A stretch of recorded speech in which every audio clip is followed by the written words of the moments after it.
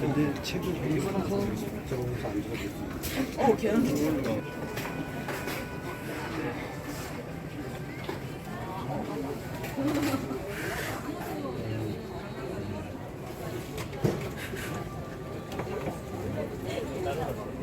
자기는 누구도 안 하냐?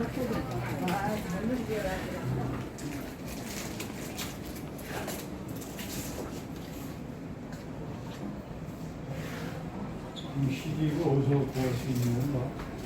CD, 이 앞에 있는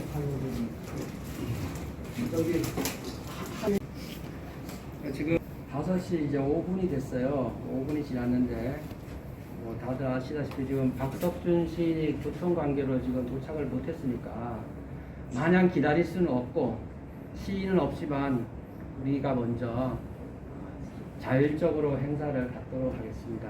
그래서 우리 여기 이제 박희정 시인이세요. 박희정 TV를 또 운영해요.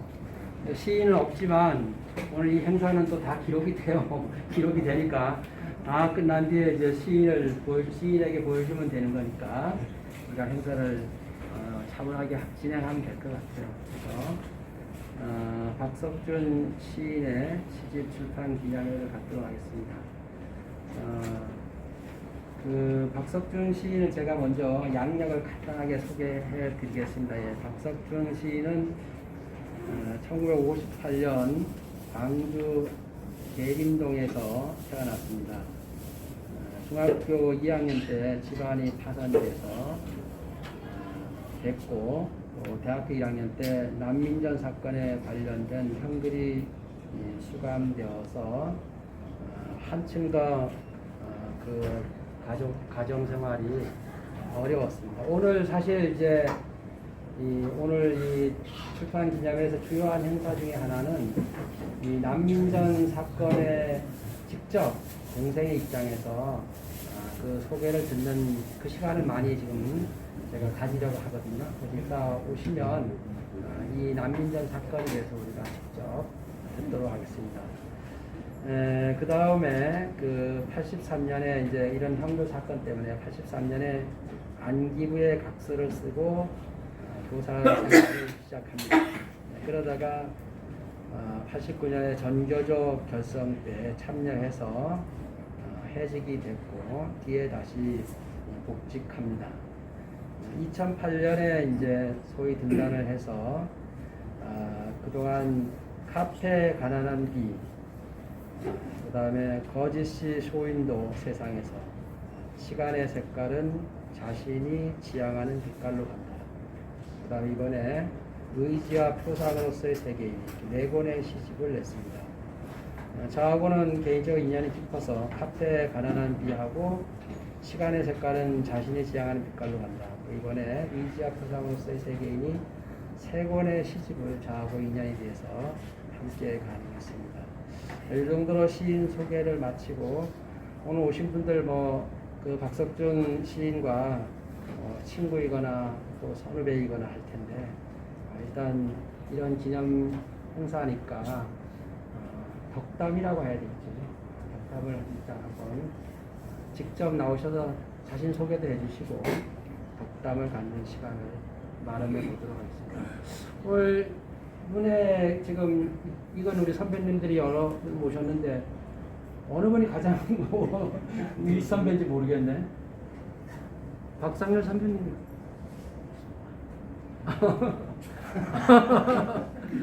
맞는가요?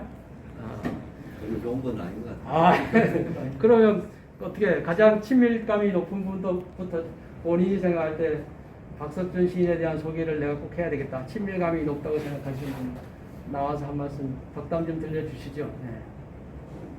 네. 응? 아유, 박 선배님이 나오셔요. 저는 박석준 만나기도 못했어요. 그랬어요? 원래 본 적이 있어. 그럼 임동환 선배님. 이것도 다시 너 지금 또 해야 되는 거 아니야? 그래도 지금 마땅한 소리 없는데. 네. 나와서 이것저것 좀 인연에 대해서 좀. 임동학 선배님, 자, 우리 박수를 청해 듣겠습니다.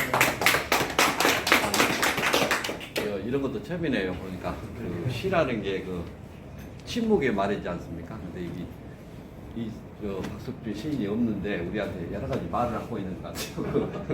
그걸 또 생각해보고, 그러니까 이게 존재하지 않아도 사실은 우리한테 여러 그 박석준을 생각하면서 여러 말들이 사실은 그 떠오르지 않습니까? 그게 바로 시인의 말인 것 같고, 저는 같이 전남대 같이 입학 동기입니다. 동기이고,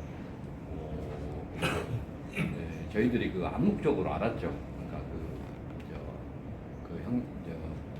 보통 그 형님이 이름 뭐죠? 우리가 박성률. 박성률. 네, 그러니까 광주에서는 박성률은 선생은 여러 가지로 신합니다. 어떤 면을 신하냐면, 광주에서 소위 말해서 경기고를 들어간 사람이에요. 경기고를 들어갔다는 것은 광주 시내에 다 아는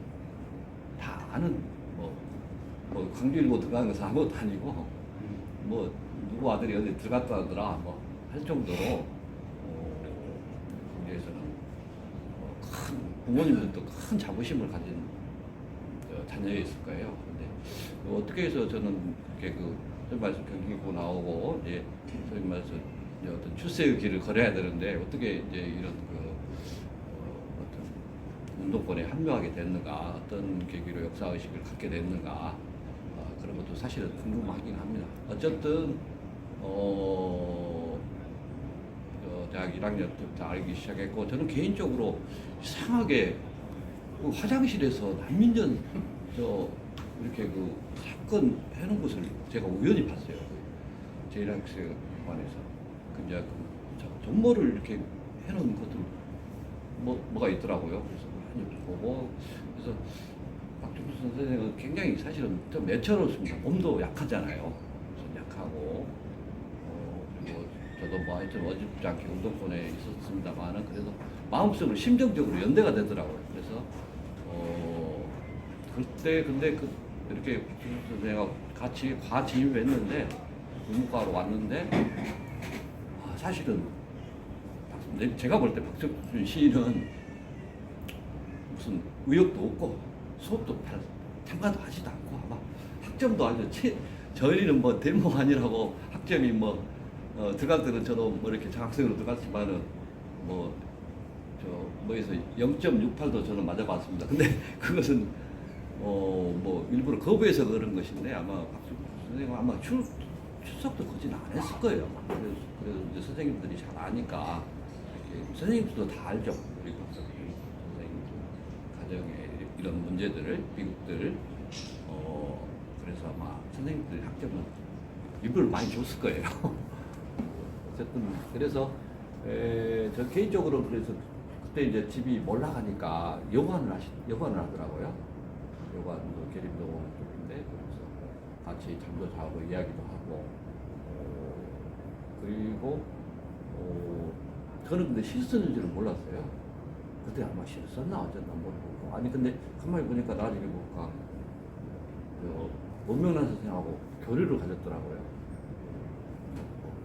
다행히 문명란 선생이 문명란 선생 시를 한 번이라도 읽어보신 분들은 알겠지만은 문명란 선생 자기 시투를 우리 박석준 선생한테는 전혀 강요를 안 하더라고요.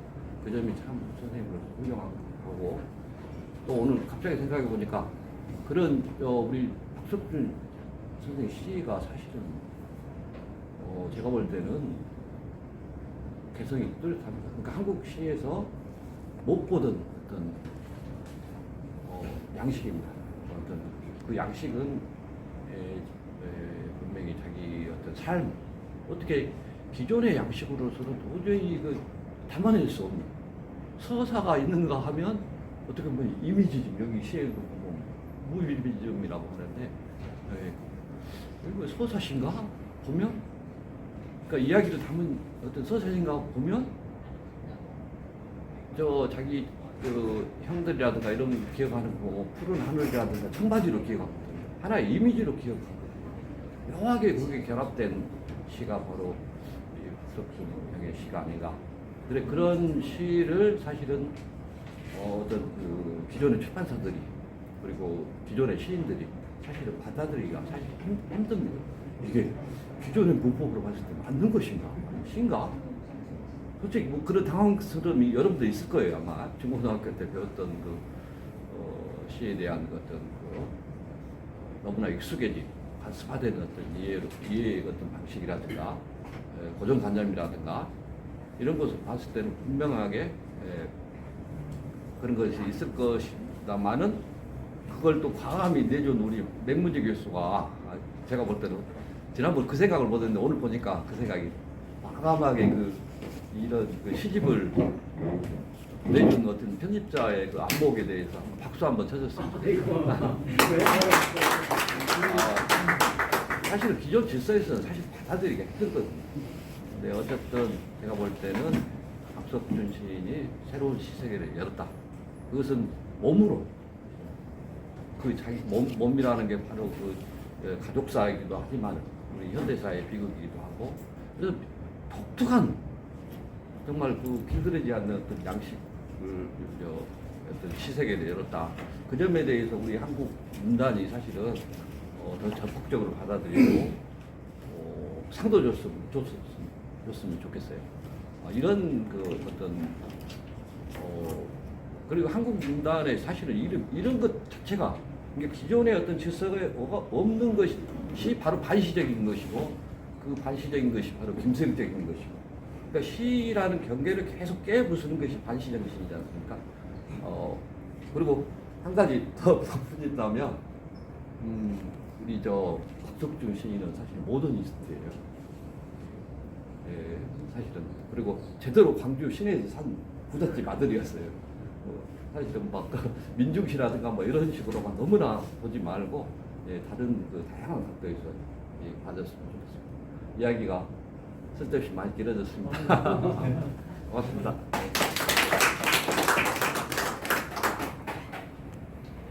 이정화 선배님 뭐 대학 동기라니까 특히 더 의미가 큰 때문에 대학 동기인 줄 몰랐네요. 같이 지금 그랬어요. 그다음에 뭐 제가 이렇게 지명해서 부탁드리기보다 여기 박석준 선생님하고 특별히 인연이 계신 분 있으면 한번 말씀을 해주시죠. 뭐 제자분 같은 거. 글쎄요, 누가 제자분들 좀그 수업은 어떻게 했는가죠? 글쎄요. 맞아요. 제자분 이야기 좀 해. 저는 자기 소개도 올라가서 하시죠, 올라가서. 반갑습니다. 저는 정재윤이라고 합니다. 아이고.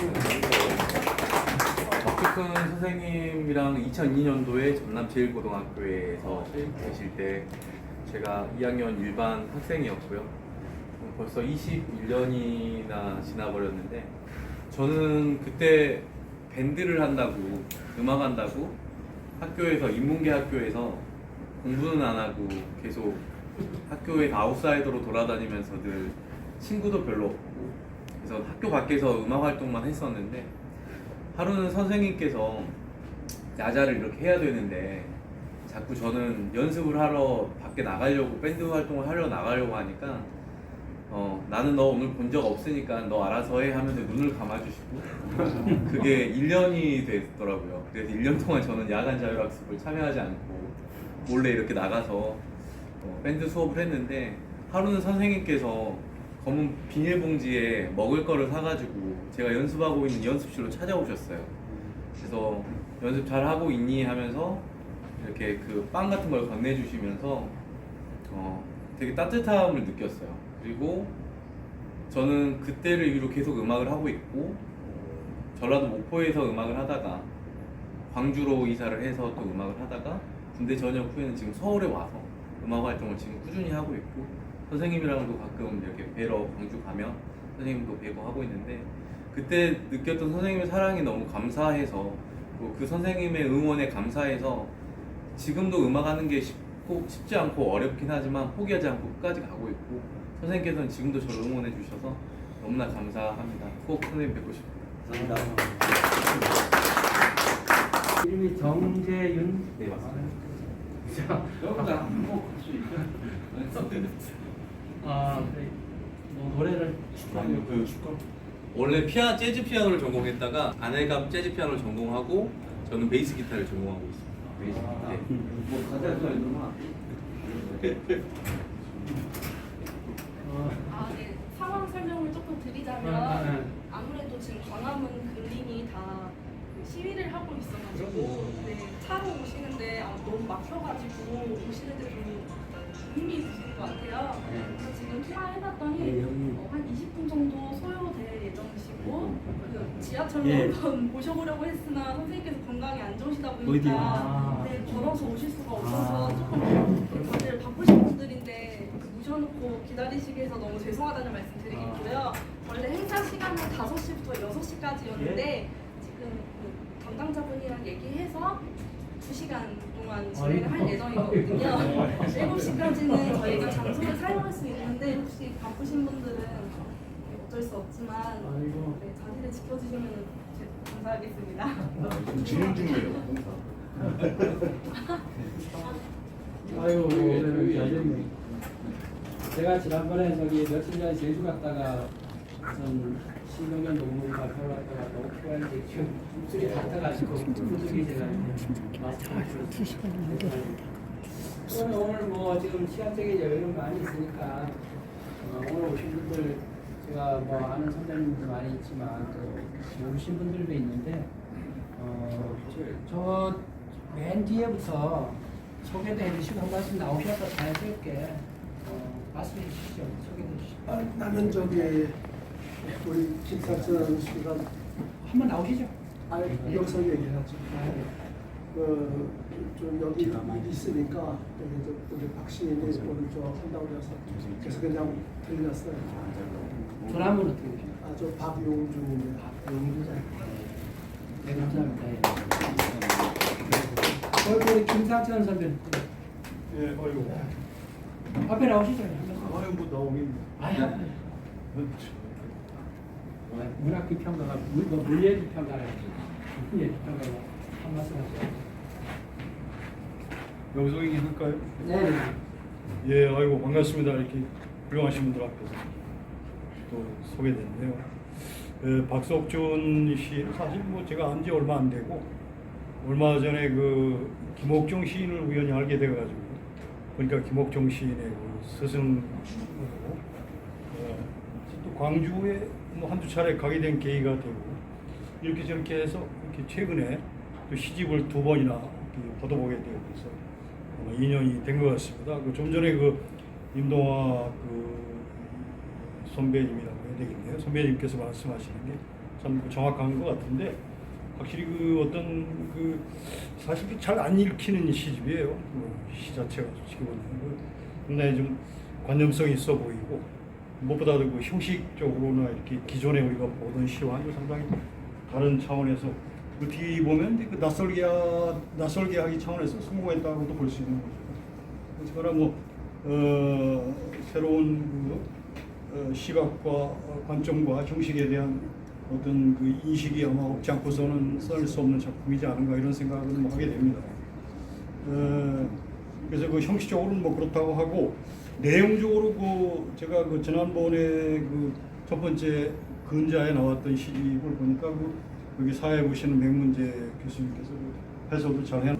난민정이라든지 이런 거에 관련돼서도 상당히 그 어떤 공감이 가는 객관적으로 충실하게 글 쓴다는 게 사실 쉽지가 않은데 우리가 항상 남의 글을 볼 때 그 좀 암캐도 좀 비판적으로 보게 되잖아요. 그래서 상당하구나 이런 생각을 갖게 하고 이번 시집도 제가 뭐 어떻게 사실 그 저한테 또 이렇게 사인본이 와가지고 안 볼 수가 없고 저도 뭐 개인적으로는 또 바쁜 시간을 그동안 또 보내왔습니다. 그래서 최근에 뭐 청년이 말하고 또 참 쉽지 않은 대상을 또 거의 만나가지고 내가 약간 헤매다가 겨우 탈출을 했는데 뭐 이왕 나왔으니 이 작품 얘기를 뭐 한마디만 하고 들어가겠습니다. 뭐 시집들 갖고 계실 테니까 그 페이지상으로 제가 뭐 하나만 얘기하고 넘어갈게요. 그 110페이지를 한번 잠깐 공유 좀 해볼까요?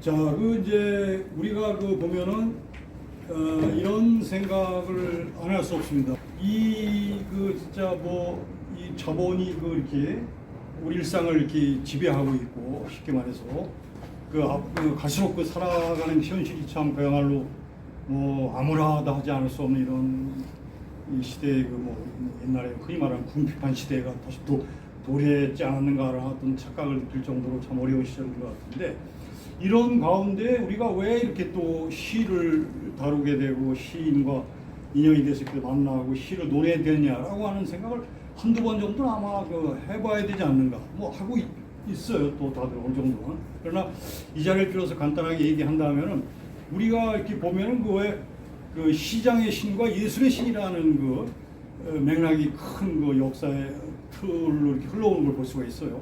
시장의 신이라는 건 일종의 자본의 세계겠죠. 예술의 신은 말 그대로 우리 문화 관련된 성격을 지닌 건데, 이런 것이 보면 이성과 감성이라는 식으로 상당히 어떤 대척적인 요소를 지니고 있습니다.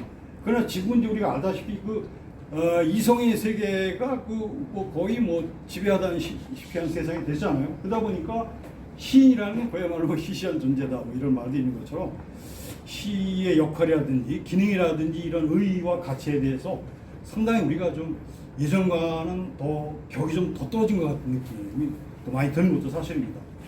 그러나 한편에 우리가 이런 시집을 주목하게 되고 읽게 되고 또 얘기를 하지 않을 수 없는 이유는 바로 이 시에는 우리가 일상적인 시장의 신의 원리, 현실 원칙이라고 하는 이런 것으로만은 말할 수 없는 어떤 우리 나름대로의 삶 속에서 중요한 가치하는 영역을 차지하고 있는 미라고 하는, 흔히 아름다움이라고 하는, 가치라고 하는, 인간의 존엄이라고 하는 이런 우리가 놓칠 수 없는 삶의 양식으로서의 중요한 모랄을 우리가 항상 건드리고 있다는 거죠. 시인이라는 분들이 시인만은 아니고 더 다양한 영역이 있습니다만은, 이렇게 해서 시가 갖고 있는 영역에 있어서의 중요한 모랄을 끊임없이 우리에게 환기시키고 있단 말이에요. 이런 궁핍한 시대 현실 속에서도. 그런 것이 우리가 오늘 우리가 그래도 그나마 이런 절망 속에서도 좌절하지 않고 어떤 희망을 갖게 하는 어떤 힘이 되지 않겠는가, 이런 생각을 좀 더 해보게 되는 것도 사실입니다. 그래서 여기 그와 관련돼서 그와 관련돼서 시를 간단하게만 얘기하면은 이 시를 그러니까 제가 명시단평이라는 어떤 대중적 성격의 어떤 시평을 좀 나름대로 이렇게 대중화시키려고 하긴 합니다만은 쉽지가 않아요, 사실. 잠깐만. 우리 광주에서 온 이무정 선배님하고 또 한 분 송만채 선배님이 지금 차 시간이 있대요. 앞에 나오셔서 한번 간단하게 먼저. 그래. 빨리 두분 다 하시라고.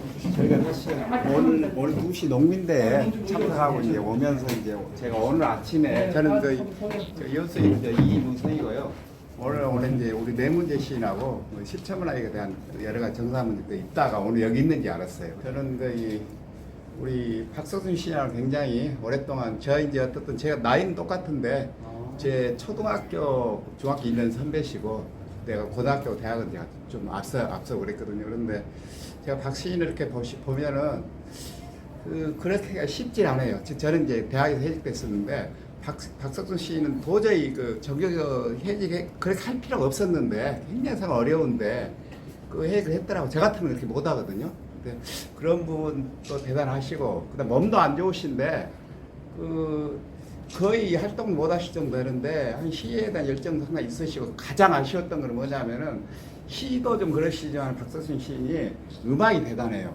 그래서 이제 대중음악 클래식 포함해가지고 일주일 이상 잠안정할 정도 대단한데요. 사실 제가 좀 여유가 있었으면은 강주에서 좀 그런 부분을 했어야 되는데 좀 그게 제일 아쉬워요. 지금도 이제 박시인이 하고 싶었던 게 음악에 대한 이런 부분을 하고 싶거든요. 그래서 시 이상으로 같이 이렇게 하면은 박시인이 몸은 안 좋겠지만 상당히 좀 그 역할도 하시고 하실 건데 그건 상당히 대단한 좀 그런 게 좀 아까운 부분이고 주변에 관심 가져주시고 해주시면 될 것 같고요. 그리고 같이 왔다면 송만채 시인. 말씀 해주세요. 저 보성에서 농민대 때문에 올라왔었는데 전번에 광주에서 출판 기념회 할 때 같이 참여를 했습니다. 그래서 아까 이제 와서 잠깐 이제 박석순 씨 출판 기념회를 한다고 해서 넘게 따라왔는데 아마 이제 그쪽에 남도 쪽으로 비가 좀 많이 내린 모양입니다. 그러니까 농민 형제들이라서 그 차로 하나 왔다가 가야 되기 때문에 이렇게 만나자마자 가게 됨을 너무나 아쉽게 생각합니다. 네. 죄송합니다. 네, 맞습니다. 아유, 감사합니다. 네. 건강 가십시오. 네. 예, 예. 우리 죄송합니다. 우리 형사 비표가 너무 안정이야. 워낙 이제 또 사회를 유연하게 보시니까 이런 상황이 적절하게 나온 것 같습니다. 자, 그래서 박석준 시인께서 뭐 약간 이렇게 늦는데, 다들 그 중요한 건 박석준 시인을 비롯해서 시가 갖고 있는 전통적 의도 있고 하지만 현대의 참 궁핍한 황폐한 이 시절에 시가 갖고 있는 의와 관련돼서 잠깐 이제 부연해서 간단하게 마치겠습니다. 그래서 그 110페이지에 보면은 역시 이 시도 보면 아까 임동학 선배님 말씀대로 역시 쉽게 읽히는 시는 아니에요. 이야기 시에 가까운 산문 시도 좋고 이야기 시도 좋은데 어쨌거나 근래 우리가 일반적으로 말하는 시의 형식이라든지 틀에서는 벗어난 것임이 틀림없습니다. 그래서 바쁜 시대에 어떻게 이런 걸 또 읽느냐라고 이제 얘기할 수 있는 이 차원이 있을 수 있는데 그러나 그 시의 이런 예술의 문학의 세계가 어떤 정서적인 어떤 한가한 마음의 어떤 심리적 공간을 확보해 주잖아요. 그런 것들은 사실 일상에서 오히려 빈 것이 오히려 또 어떤 일을 하는 데 있어서 충실함을 줄 수 있는 것처럼 시적인 여유와 이렇게 한가한 어떤 마음의 어떤 심처를 확보해 놓는다는 것은 어떻게 보면 이 삶 속에서 내 삶을 더 주변도 그렇고 풍요롭게 할 수 있는 계기가 될 수 있지 않을까. 그런 의미에서 이런 시를 감상한다는 건 참 의미가 있어 보여요. 그래서 여기서 보면 이제 못생긴 개를 끌고 다니는, 안고 다니는 산책하는 그녀에 대한 얘기를 하고 있어요. 근데 이 얘기를 하는 과정을 제가 이렇게 보니까 이게 무슨 시적으로 무슨 긴장이 있거나 함축이 있거나 그러진 않습니다. 그래서 거의 산문적인 성격을 지니고 있는데, 산문적이라는 건 의미를 개진시키는 거예요. 어떤 폭로하고 뭔가 이렇게 드러내려고 하고 해명을 하려고 하고 끊임없이 그에 대해서 해석을 기함으로써 의미 부여를 하려고 하는 거죠. 그래서 여기서 보면은 대부분의 사람들은 이렇게 못생긴 개를 안고 다니는 어떤 산책하는 20대의 그녀를 되게 이렇게 칭송하는 식으로 찬사를 보내고 있어요. 이쁘네요. 잘생겼네요. 괜찮아요. 아픈 듯한데 이렇게 하면서 이 그녀에 대해서 상당히 관심을 가지고 있어요. 그러니까 보통 사람들이 사실 우리가 그렇잖아요. 근데 그런 거에 대해서 이 그녀는 상당히 이걸 즐기고 있는 사람이에요. 어떻게 보면. 그러니까 그런 그녀에 대해서 이 화자는 시인은 지금 불쌍하다고 지금 평가하고 있는 거예요. 그러니까 일반화시켜서 명제시로 말하면 그녀는 불쌍한 년이다 이거예요.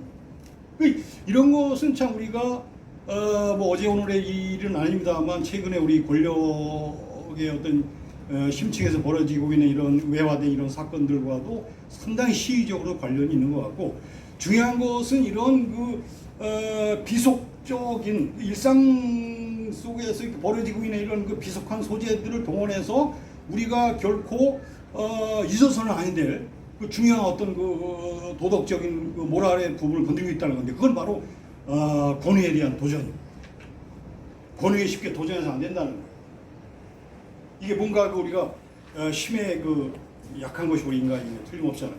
근데 이런 거에 대한 끊임없는 고부로서의 도전으로서의 어떤 간단치 않은 저항소사의 문맥을 끊임없이 우리에게 환기시키고, 우리는 결코 이런 것을 잊어서는 되지 않아야 된다라고 하는 어떤 명제들을 끊임없이 우리에게 환기시켜내고 있다는 것.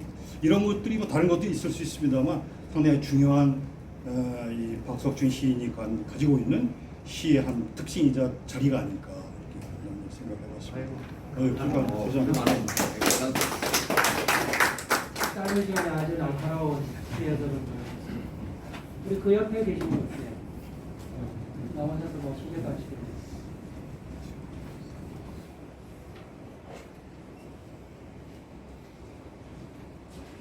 저는 시를 하나 읽어도 될까요? 네. 자기 소개도 좀 해주시고. 저는 최병호라고 합니다. 등단한 지 얼마 안 됐고요. 2021년 열린시학으로 등단했습니다. 박석준 시인님하고는 이제 절친한 패치는 아니지만 그래도 친한 편이고요.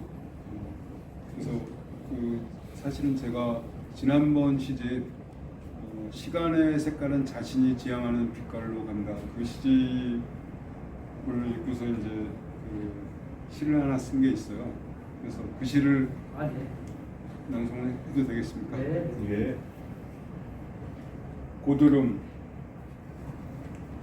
박석준 시인의 시간의 색깔은 자신이 지향하는 빛깔로 간다에 붙여 최병호.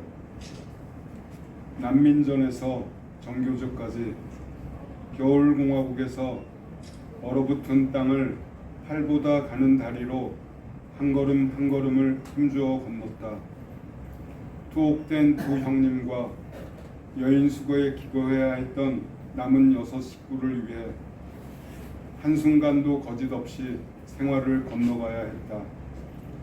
상처는 클수록 더 깊숙이 감춰야 했고 아픔은 그저 공기처럼 담담한 일상일 뿐 오직 살아있는 것은 겨울이 추울수록 처마 밑 단단해지는 고드름처럼 명징하게 날선 영혼뿐 그 정신만이 맨발로 언 땅을 건널 온기를 만들어낼 뿐 한눈이 매우 아팠어도 두는 성한 사람들보다 부릅뜨고 세상을 보고 가는 다리로도 억세게 세상을 짚어 끝내 다시 살아 숨쉬게 할 뿐 결국 시간의 색깔은 자신이 지향하는 빛깔로 간다.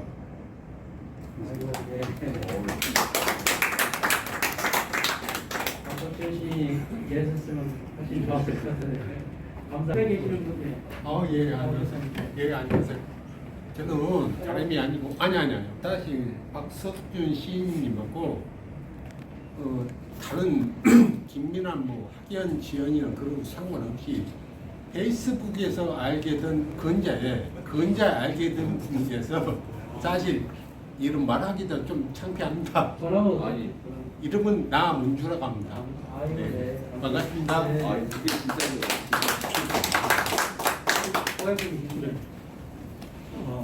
저 이름은 양형석이고요.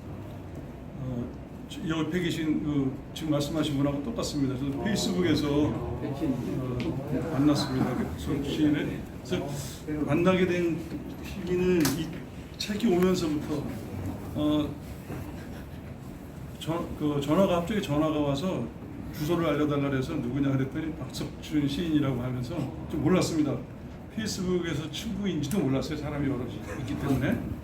그래서 뭐 좋아요도 한번 눌러본 것 같지도 않은데 알려달라고 그래서 나중에 이제 알려줬더니 책이 왔어요. 그래서 읽어봐서 봤는데 굉장히 뭐랄까요, 자기 프로필 소개부터 읽는데 너무 아팠어요.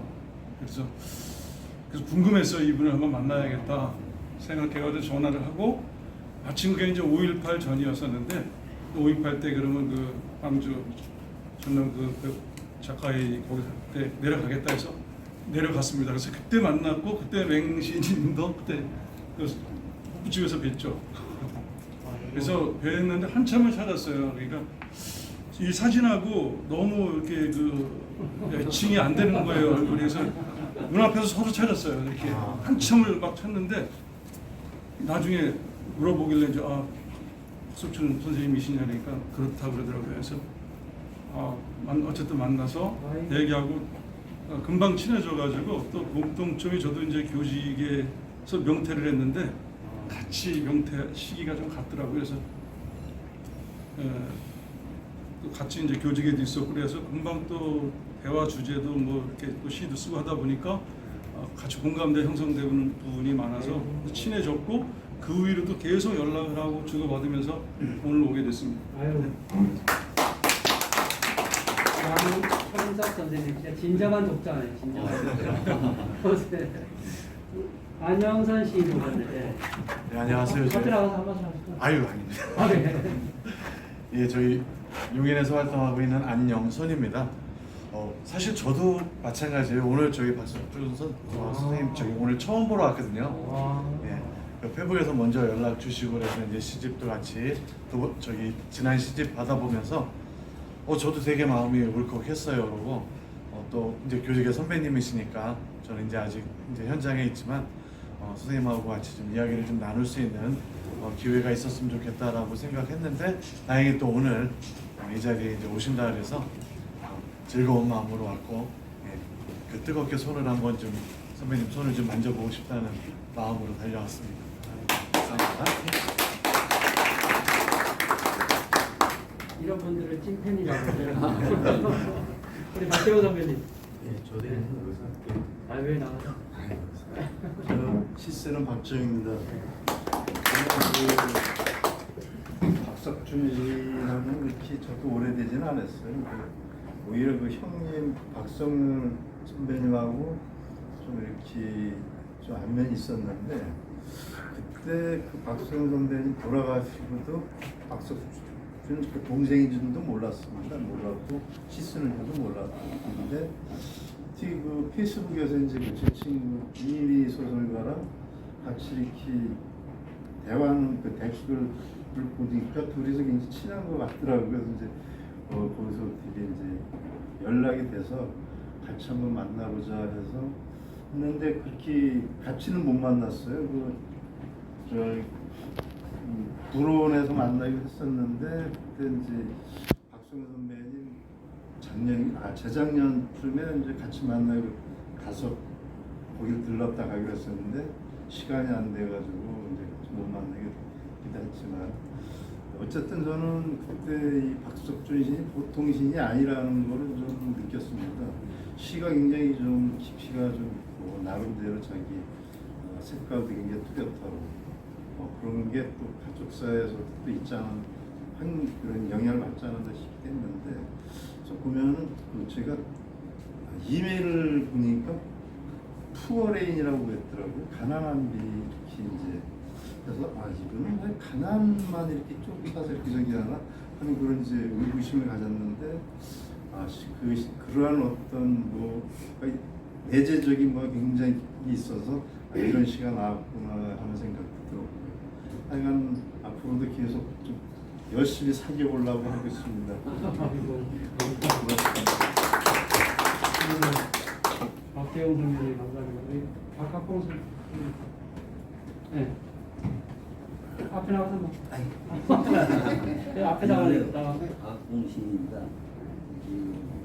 박석준 시인과의 문학적 공간은 제가 통일 시집을 만들면서 경험을 듣기 시작하고 제가 그 형님은 제가 좀 알고 있었고 광주 5월 문학제에서 몇 번 만나고 내가 시를 더 깊이 알아야겠다 라는 생각으로 이렇게 모임에 나왔습니다. 감사합니다. 네. 다시 그럼 박상렬 선배님. 어쩔 수 없네. 나오셔서 한번 하세요.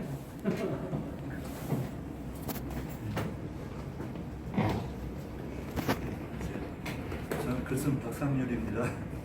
저도 이 박석준 시인을 얼굴 못 봤어요. 오늘 여기 오신다고 꼭 보자고 연락을 했더라고요. 그래서는 사실 오전에 어디 강의를 하고 지금 비가 마침 안 와서 운전하고 다닐 때는 비가 와가지고 그냥 생각하셨는데 정말 차 집에다 두니까 딱 끝이더라고요. 그래서 얼른 옷 편하게 갈아입고 지금 전차 타고 왔습니다. 몇 년 전에 코로나 기간 때 저 박재용 시인이랑 한번 만날 그런 기회가 있었는데 서로 시간이 안 맞아가지고 못 만났고요. 페이스북에서 이제 처음 봤는데 주변에 아는 사람들하고 이래저래 다 얽혀 있는데 정작 저는 모르더라고요. 근데 이제 한번 연락을 했는데 문병란 시인 그렇게 뭐 시도 올리고 뭣도 올리고 뭐 일화도 올리고 막 하는데 제 동생이 옛날에 고등학교 졸업하고 재수할 때 문병란 선생님이 학원 선생님한테 그때 그 문병란 시인의 뭐 호롱불의 역사랄지 땅의 연가 아마 이런 시집을 가지고 왔어요. 그래서 이제 그때부터 이제 문병란 선생님 관심을 가졌는데 자연스럽게 이제 김준태 선생하고도 이렇게 교류가 이루어졌고 그런데 이제 페이스북에서 먼저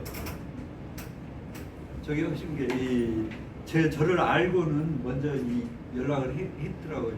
왜냐하면 교직에 있었기 때문에 교과서에서 이제 제 작품을 받는 모양이에요. 그래가지고는 맞냐고 누구냐고 그래서 그렇다고 했더니는 계속 연락을 이렇게 주고받았습니다. 그래서 시집을 지난번 시집부터 이제 보내왔는데 시집을 딱 보니까는 진짜 독특해요. 꼭 얼른 볼 때는 그 프랑스의 프루스트 잃어버린 시간을 찾아서 보는 것 같은 그런 느낌이 들더라고요. 제가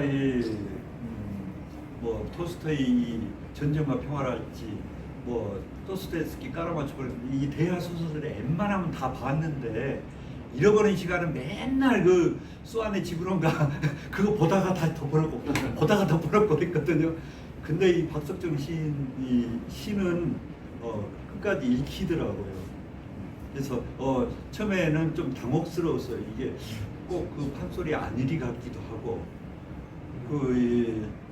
뭐 래퍼들 웅얼거리는 소리 같기도 하고 또 스님들 뭐 연불하는 것 같기도 하고 이게 뭐지?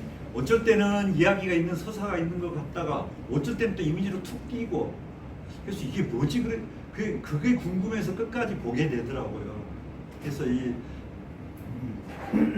저쪽으로 그래서 오늘 꼭 얼굴 보자 그래서 시간이 안 맞으면은 못 볼 뻔했는데 마침 저녁 때 한다 그래서 또 뭐 저기 뭐 임동학 시인이나 이승철 시인이나 김미아 시인 맹문정이 다 나온다 그래서 그럼 한꺼번에 봐야 된다 그런 욕심으로 왔습니다. 워낙 바빠서 시간 내기가 힘들어가지고.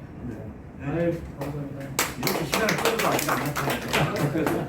시간 끄는 게 아니라 우리가 시간을 만들어 가고 있습니다. 다음 우리 박관서 시인. 우리 지금 한국작가의 사무 총장이십니다. 네, 인사드리겠습니다. 박관서입니다. 오늘 상당히 좀 상징적인 것 같아요. 뭔 얘기냐면 저도 오늘 지금 세탕을 뛰었거든요. 옛날 난 그런 것들 정치인들 그런 거 진짜 싫었는데 지금 3시에 작가의 사무실에서 지금 시분과 공동 출판 기념회인데 인사말하고 또 잽싸게 와가지고 이태원에서 초문학제 하는데 4시에 인사말하고 또 여기 와서 지금 인사말하고 살짝 빠져나가고 지금 초문학제 끝낸 젊은 작가 포럼 애들이 지금 신가정인가에서 자리 잡고 지금 빨리 오라고 계속 문자가 오고 있어서 거기서 인사를 해야 될 이런 상황으로 제가 시간을 쫓기는데 지금 오늘 박석준 옆으로 지금 1시간이 늦게 시간을 못 맞추잖아요. 이 이유가 있어요. 제가 보니까 우리 전라도에서 모여서 살면서 시간을 잃어버리고 살아요. 인간들이 그 공간 속에서 여기 아까 말한 박석준 선생 제 얘기 다 허기로면 뭐 김옥종이니 뭐 죽은 진도의 박남인이니 뭐 조진태니 그쪽 광주 전남에서 모여서 살거든요. 거기 모여서 사는 사람들의 특징은 시간을 별로 안 따져요. 실은 밤 10시, 11시인데 야 술 한잔 먹자 모여라 야 다 모이고 근데 제가 지금 서울 와가지고 이렇게 시간을 쫓기다 보니까 저도 실수를 많이 해요. 전라도식으로 누구나 통화나 하거나 만나면 술 한잔 합시다 어디 조만간 만납시다 막 이렇게 약속을 많이 해놓고 잘 안 돼요. 근데 전라도 쪽에서는 공간적으로 살기 때문에 필요 없거든요. 야 모여 아무 때라도 모여 이러는데 아까 우리 박승률 선배님도 오늘 그 공간적 개념으로 다 한번 보자고 온 걸로 이렇게 생각했는데 그래서 공간 속에서 시간을 잃어버리고 사는 존재들이 서울이라는 데 와서 여기 시간하고 맞추려다 보니까 상당히 애로사항이 좀 있구나 이런 생각들을 앉아서 방금 좀 해봤었습니다. 이런 지점들은 또 전라도를 많이 출입하는 우리 이승철 형이 또 잘 알 거예요. 이승철 형은 서울에서는 시간적으로 살고 전라도는 공간적으로 잘 또 해요. 판을 만들어요. 어제 그저께도 지금 광주에서 서울에서 출판기념 다 끝난 김희아 형을 또 갑자기 광주 모시고 와고 김희아 형 핑계대고 다 모아갖고 술판 만들어갖고 술 먹고 놀고 왔습니다. 그래서 오늘 또 지금 한 4개 제가 개인적으로 했는데 마지막에 욕심을 하나 부려갖고 다 협박을 했어요. 오늘 뭐 맹문제, 뭐 권희상, 박몽구 하는 사람들한테 마지막에 내 말 좀 들어주라 해가지고 지금 여기 끝나고 이화수라는 그 단골집인데요. 거기에서 지금 여기 팀 또 저 마포 팀 저 이태원 팀에서 한꺼번에 다 모이기로 했거든요. 그래서 좌석을 한 30개 예약을 해놨으니까 끝나고 그쪽으로 네. 같이 모여서 거기서 이것저것 얘기 좀 나누면서 속 얘기하시게요. 아이고. 고맙습니다. 박강수 정치위원님이 정말로 온몸으로 일을 하고 있고, 근데 가만히 보니까 박관서, 박상률, 박재훈, 완전 박시네. 옆에 우리 신종석 시인 오셨네요. 신영선도 잘하시고 한번 나오셔서 맞습니다. 신종석 시인입니다. 민족작가연합의 노동위원장 신종수입니다. 제가 사실 늦게 왔는데 여기가 종로통이 너무 복잡해가지고 버스가 거의 한 30-40분 막혀가지고 도저히 속이 터질라 그래서 내려서 걸어가지고 왔어요. 와 보니까 안 오셨어요. 그래서 제가 이분이 톡으로 오늘 오시니까 좀 나았으면 좋겠다고 그리운 얼굴을 뭐 보고 싶습니다 이렇게는 톡이 왔어요. 그래서 사실 저는 이분을 본 적이 없습니다. 처음 보는 사람이에요 솔직히. 그런데 전화는 한 두 번 정도 했어요. 그리고 이제 쌤이 책을 내시고 이걸 보내왔더라고요. 그래서 한번 읽어봤는데 너무 어두워가지고 제가 좀 이분한테 도대체 뭐가 필요한가, 이분이 앞으로 살아가시는데 정말 뭐가 필요한가 라는 생각을 이제 하면서 왔어요. 우리 모두는 다 행복하기를 원하잖아요. 이 중에서 아마 불행하게 살고 싶은 사람 하나도 없을 거예요. 분명히 행복하게 살고 싶을 거예요. 그렇다면 이분한테는 뭐가 필요한가라고 생각했더니 아마 우리들의 사랑이 아닌가. 그거밖에 없더라고요. 다른 게 없는 것 같아요.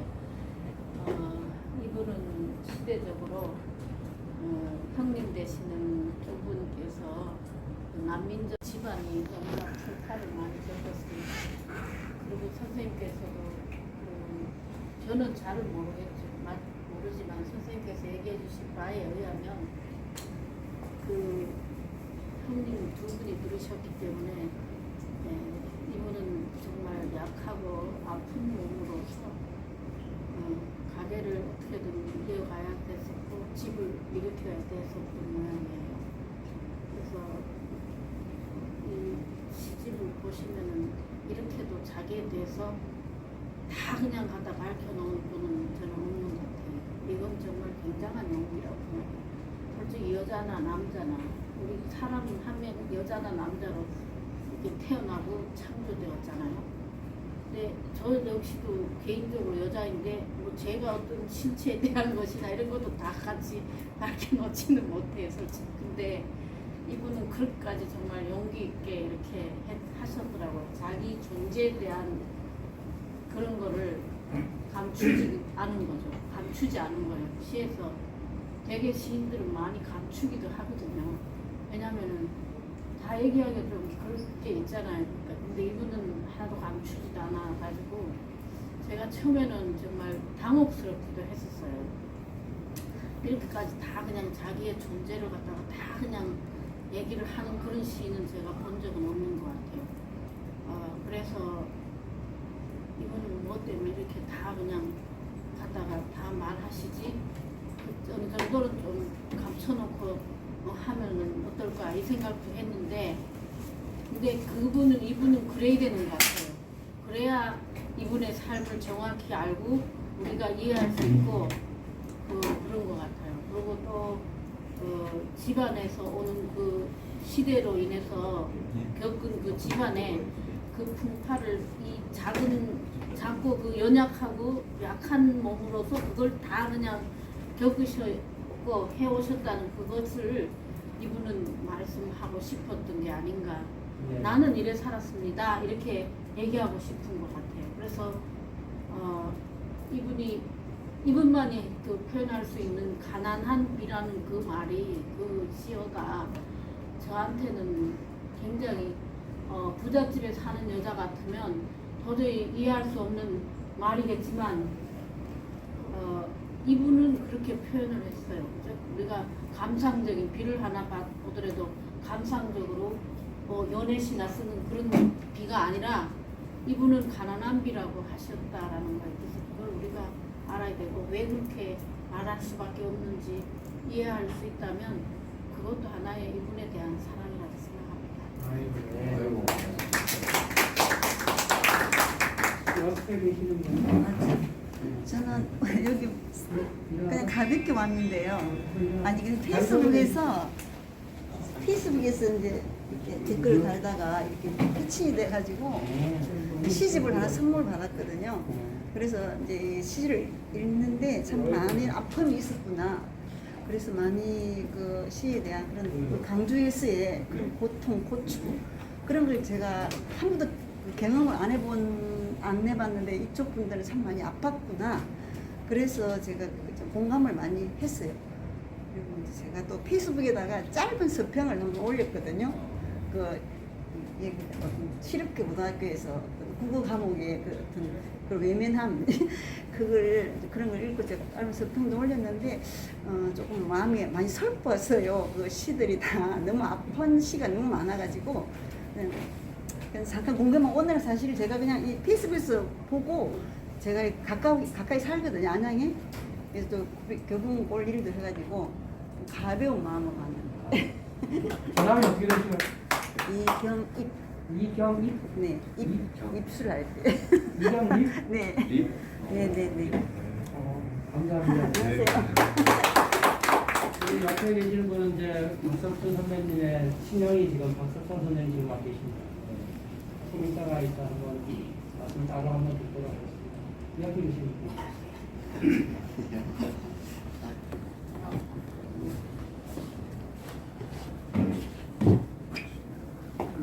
저는 박석준 선생님의 고등학교 제자입니다. 박석준 선생님이 해직되신 목포 여흥고등학교에서 해직되셨을 때부터 뭐 지금까지 이제 계속 제자로 있는 이승직이라고 합니다. 다들 작가님들이시라서 이분 어르신들 앞에서 제가 뭔 얘기를 해야 될지를 모르겠는데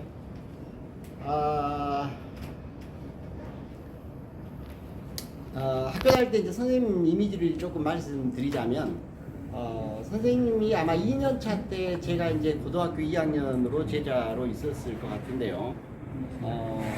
박석준 선생님이 이제 저희 학교로 오셔서 처음에 문예반 담당을 하셨어요. 그래서 문예반 학생들을 가르치셨는데 저는 이제 문예반이 아니었기 때문에 선생님한테 학생들이 뭘 배웠는지는 저는 정확히 모르는데 그 문예반을 주축으로 해서 쉽게 말해서 저희 고등학교에 조직이 만들어졌다 이렇게 남빈적 같은 조직이 만들어졌다 이렇게 생각하시면 될 것 같아요. 그래서 87년도, 88년도는 이제 저희 사회가 그 민주화 운동이 굉장히 많이 일어나던 시기지 않습니까? 대통령 선거도 있고 그래서 저희 학년이 최초로 고등학교 2학년 때 중간고사, 기말고사 거부를 하고 고등학생으로서는 참 대단한 일이었거든요. 그래서 강당에 전교생이 올라가서 셔터 내리고 중간고사 거부를 하는 뭐 그런 일도 있었는데 저희 학년으로서는 굉장히 자부심이 있는, 그러니까 고등학교에서 민주주의라는 걸 처음 접해본 세대다. 저희 선배들은 못 해본 뭐 그런 세대라는 자부심을 갖고 있는데 거기에 이제 일조하신 분이 이제 박석준 선생님이시라는 거. 그래서 88년도, 87년도에 그 전까지는 학도 호국단이었지 않습니까? 저희 때 일대 학생회장 선거를 저희가 고등학교에서 직접 선거로 했어요. 그런 이제 민주화 분위기를 저희 학교 내에서 이제 처음 만드신 분이 박석준 선생님이시고, 선생님이 이제 서울 올라오시면 저희 이 중에서도 몇 분 뵀는데 항상 모이는 제자들이 있거든요. 근데 다른 친구들이 저희가 주말에는 좀 가정에 봉사해야 되는 날이라 주말이라 지금 다들 못 왔는데 지금 뭐 노조위원장 하고 있는 뭐 친구도 항상 같이 모이거든요. 그런 학생들을 선생님이 좀 뭐 길러내셨다 이렇게 생각하시면 되고, 꼭 노조위원장만 있는 것은 아니고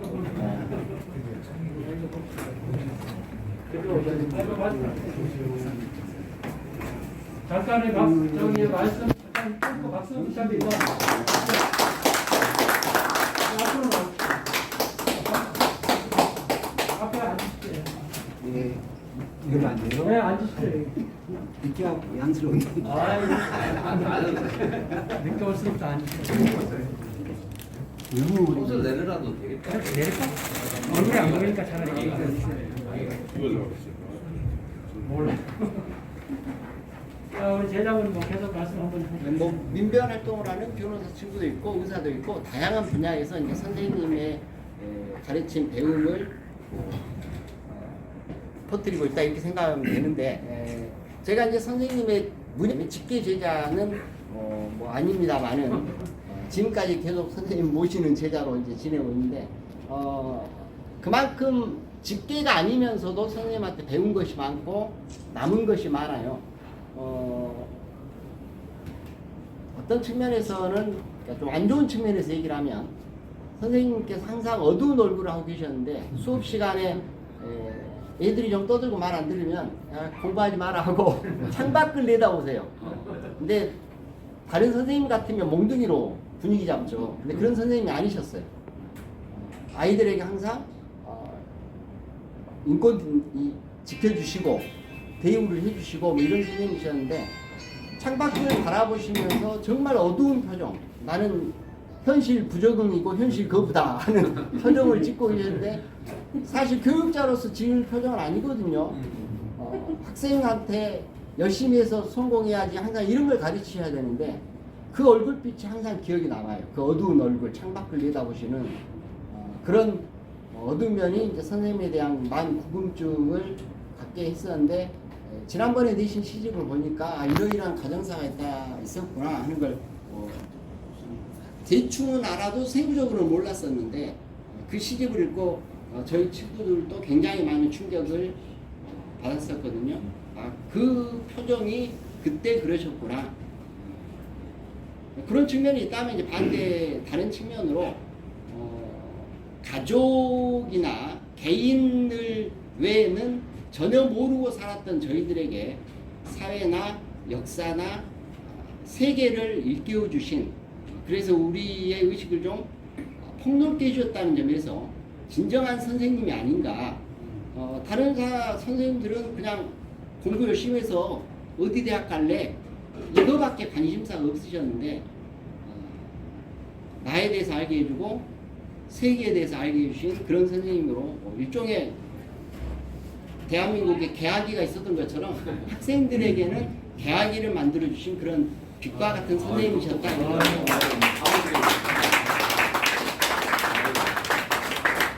제자는 이름을 제가 아까 뭐 저 이승직은 이승직. 진짜 이승직 우리 제자분 진짜 말씀도 잘하고 고등학교의 교육민주화 첫 세대라니까 특히 더 보인다. 감사합니다. 오늘 참석하신 분들의 덕담을 다들 우리 이승철 형 혼자 나오는 거죠? 했어요. 제일 처음에 했어요. 이승철 씨입니다. 네. 제가 우리 박석준 시인을 처음 만난 것은 아마 80년대 5.18 끝나고 제가 뭐 시 쓴다고 들깨처럼 돌아다녔는데 계림동 가면 또 시 쓰는 사람이 있다고 해서 제가 찾아갔습니다. 그래서 처음 만났는데 그때 이제 제가 당시 김남주 시 난민전 사건을 구속된 걸 알았는데 그 형이 또 그렇게 됐다고 해서 깜짝 놀랐고요. 처음 보니까 얼굴이 상당히 부조리하게 생겼더라고요. 그래서 그 시국에 대한 불만도 많고 이야기 도중에 자기 방에다 침을 뱉어요. 탁탁 뱉어요. 제가 굉장히 문화 충격을 받았습니다. 자기 살고 있는 방에다가 침을 뱉을 정도에서 상당히 문화 충격을 받았고 나중에 알고 보니까 우리 박석 4월에 자유실천 문인회에서 제1회 민족문학의 밤 행사를 소공동 대강당에서 했을 때 그때 김남주를 만나가지고 김남주 시인을 난민전으로 끌어들인 것이 박성률 선생입니다. 조직의 오르죠 상부. 그리고 이제 아무튼 난민전 사건으로 그 박성률 선생이 무기징역을 받고 여기 오신 우리 박석삼 형님이 징역 15년, 김남주 시인도 징역 15년을 받았거든요.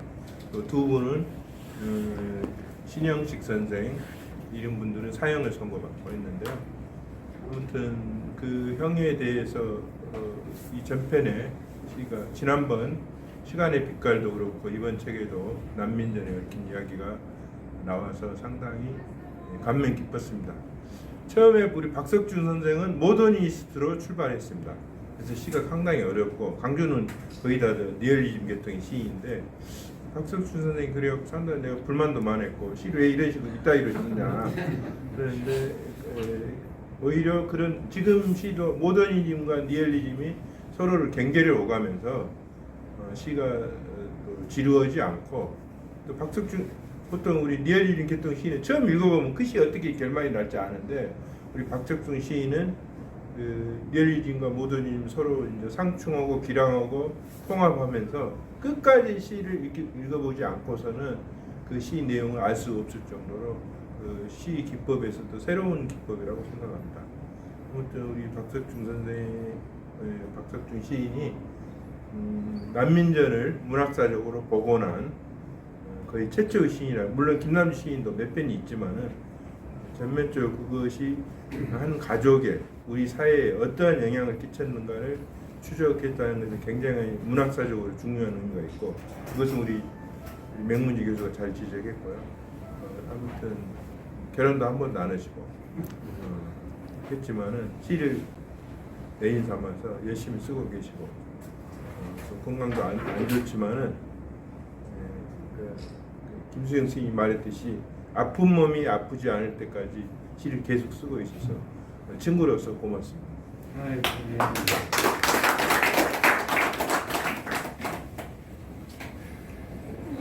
며칠 전에 우리 이승철 선배님이 저한테 전화하시면서 박석준 시인을 소홀히 하지 말고 약간 야단으로 치셨습니다.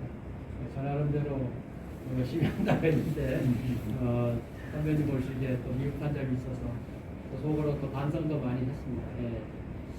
오늘 오신 분들 잡담을 다 들었는데 다 끝나고 박석삼 선생님 말씀을 드릴까요? 선생님 인사 먼저 끝나고 말씀하시죠. 주인공 왔으니까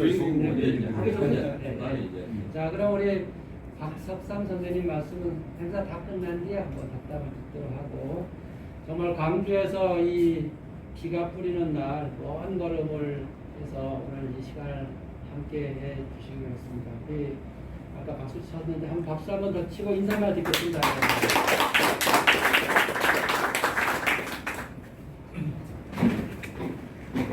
한번 인사만 한번 해주시죠. 네. 두고 해야 하니까 앉았어. 다 우선 사실 뭐 시집까지 네 권을 내는데 시집이라고 했지만 시가 되기를 바라는 마음을 쓴 그런 모험입니다. 제 시를 좋아하는 사람은 거의 없을 거라고 생각해요. 그러지만 이 써는 것이 나 안 쓰면은 삶의 의미도 별로 없는 거야. 그래서 누가 한 사람이라도 시라고 생각한다면 그걸 만족스럽다. 여러 사람이 그렇게 인정해주면 좋겠지만 그 유명한 시인이야 어떤 시 써도 시를 인정해주지만 저 같은 사람은 시집을 내고 내도 한 편의 시가 될지 어떨지는 모릅니다. 목소리 잘 안 들리죠? 네, 마이크 마이크 하시는 게 나을 것 같아요.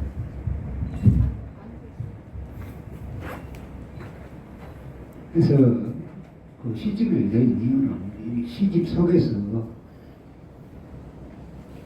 의지와 표상무스의 세계인이라는 작품에서 내가 쓴 글 중에서 한 편이라도 시가 되면 좋겠다 라고 적어도 직접 적어져 있어요.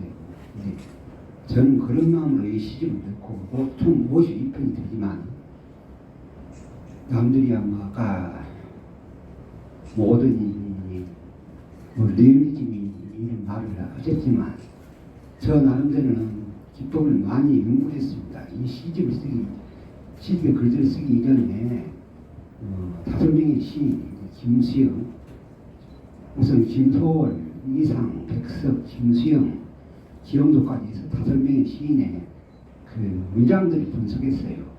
그래서 이 시 소위가 그 5명의 끝자를 딴 올상서경도라는 시가 나옵니다. 이 올상서경도는 패러디가 아니라 오마주 기법으로 쓴 거죠. 근데 이렇게도 분석하고 저렇게 한번 써봐야겠다.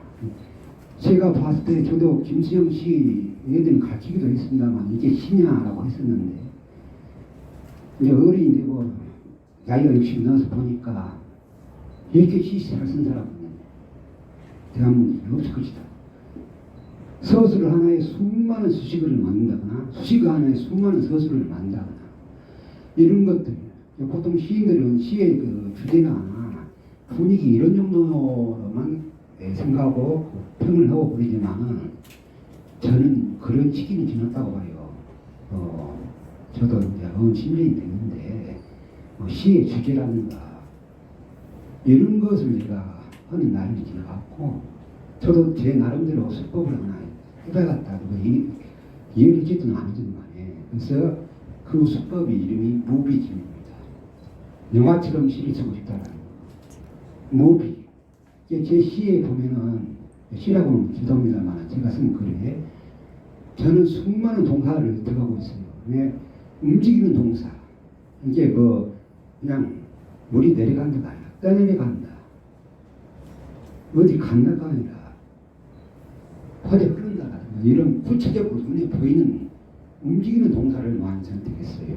그래서 이런 점은 아까 그 5명의 시인 말고 예전에 해외 시인 그 에즈라 파운드의 그 구체적이지 않은 이미지를 만들 수가 없다라는 이미지적 기법이 또 사용됐습니다. 그 다음에 내용면으로 봤을 때는 제가 이 시 지금 책소리가 52편의 글이 있는데 35편이 실화입니다. 그래서 저는 리얼리즘을 기본으로 있고 거기에 이미지라든가 아까 모더니즘 이런 것도 있지만 제가 추구하고 싶은 경향은 어떤 시가 됐든 간에 한 편의 영화처럼 왜 시는 영화가 되면 안 됩니까?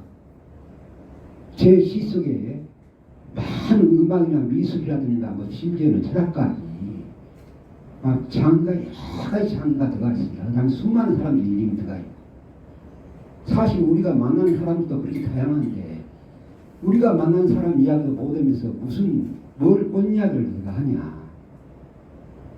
뭐 꽃도 아름다운지 알아요. 그러나 제가 생각할 때는 사람이 제일 아름다워요. 근데 나는 내가 좋아하는 사람도 세상에서 제대로 만나지 못하고 있지 않습니까? 그리고 내가 좋아하는 사람들은 세상에서 저보다 더 못한 삶을 살고 있을 수도 있어요. 어떤 개는 목걸이 차고 다니고 있고 어떤 사람은 아무것도 아닌 사람으로 그냥 살고 있어요. 그런데 그렇게 상관없다라고 사람들은 말하잖아요. 이 사람이 사람을 생각하자면 누가 사람 생각합니까? 어떤 제가 대학원 다닐 때 이런 시를 처음 냈을 때요.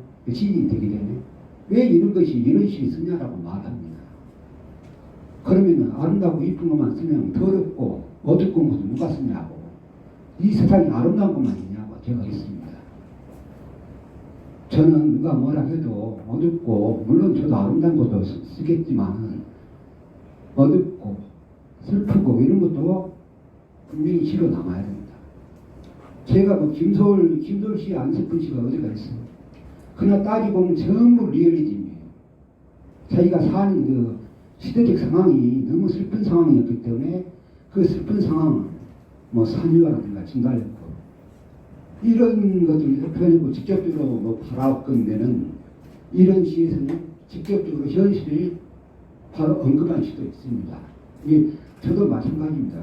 이번 시집에서 사람들이 좋다고 나름대로 말하고 있는 것은 목련꽃이라든가 뭐 언덕의 말이라든가 좀 짧은 시를 말합니다만은 제가 공들인 시는 따로 있습니다. 그런 시가 아니라 제일 마지막에 나온 추풍 오장원이나 서식계 역사의 개인의 의식이라는 것이 어차피 역사는 따라 흘러가고 있고 현대자본주의사에서 개인 의식도 따라가고 흘러가고 있어요. 다 통제 못합니다.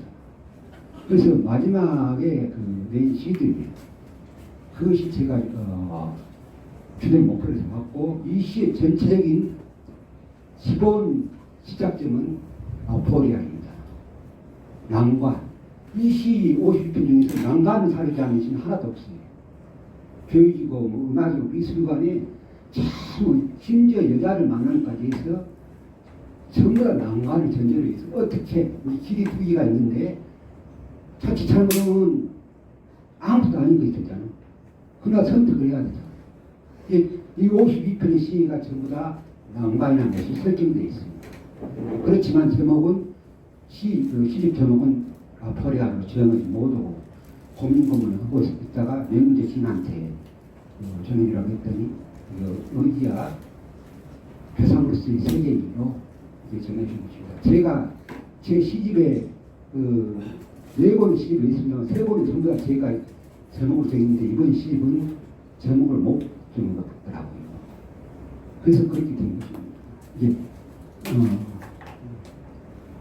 제 시의 기본 대상은 포리아고 그 다음에 기법은 무비징 기법이고 그 다음에 현실을 기본으로 현실 상황을 기본으로 내 시의 제대로 삼고 있다는 이런 정도로 말씀을 했습니다.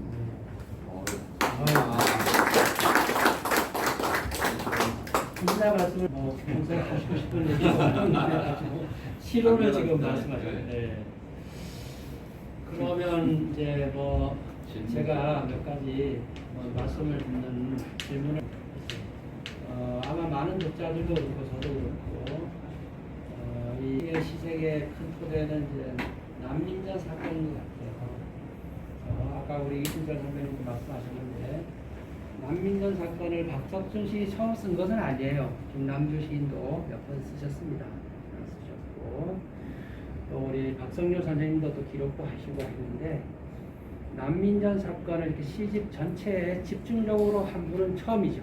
처음이어서 앞으로 한국문학사에서 평가를 내린다면 사건을 집중적으로 그린 시인이다. 이렇게 평가 매김을 할 것이라고 생각합니다. 그래서 그럼 시를 좋아하는 이유가 아니, 이렇게 규정이 된다고. 아 그래. 그것도 말씀해. 그래서 이제 두 박성열, 박석삼 선생님이 이렇게 난민전 사건에 연루되셔서 동생으로서 겪어야 됐던 이러저러한 어려움들, 심정들, 이러저러한 것을 한번 솔직하게 한번 이 기회에 독자들에게 그 상황을 한번 소개를 한번 부탁드립니다. 네. 우선 제가 26살 때 먹고 살기 위해서 교사를 선택하게 됐는데 몸이 안 좋으니까 모든 것에서 면접이 다 떨어졌어요. 이 마지막에 된 것이 마침 그 입학식 날 담임을 박태할 선생님이 사고가 생겨서 자리가 비었어요. 그래서 전부 다 와서 임시로 있어라. 그래서 임시라도 이제 돈벌이가 들으려고 간 거죠. 이제 저는 돈 벌려고 처음에 갔습니다. 교사라는 생각 전혀 없었어요. 제가 교사가 되고 싶었다면 사대를 갔겠죠. 근데 저는 인문대 공략과를 나왔습니다. 교직까지는 다 나왔으니. 그런데 이제 그렇게 한 달 가고 월급도 싸잖아요. 저는 기간되니까.